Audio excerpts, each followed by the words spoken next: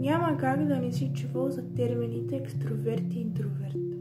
Но повечето хора не осъзнават, че всъщност има и нещо по средата. И то се нарича амбивертност.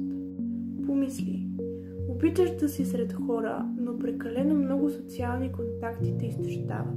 Обожаваш спокойствието и времето насаме. Но ако останеш само за прекалено дълго, започваш да копнееш за връзка с другите.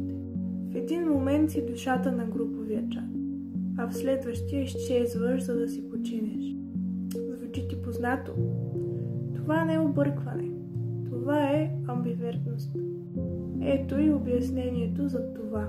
Интровертите обработват допамина по-чувствително. Твърде много стимули, шум, тълпи и непрестанни разговори претоварват мозъка им.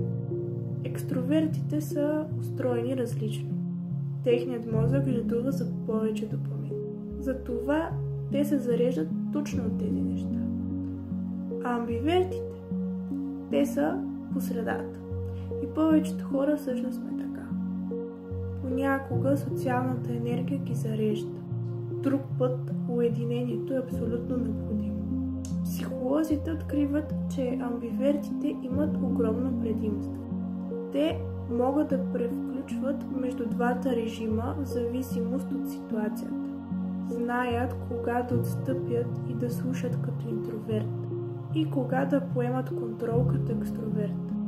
Тази гъвкавост ги прави силни лидери, ефективни комуникатори и изненадващо устойчиви на стрес. Така че, ако някога си се чувства сякаш не се вписваш в нито една категория, спокойно, всичко е наред с теб. Ти си амбиверт. А този баланс, който носиш в себе си, това не е слабост, а твоята сила.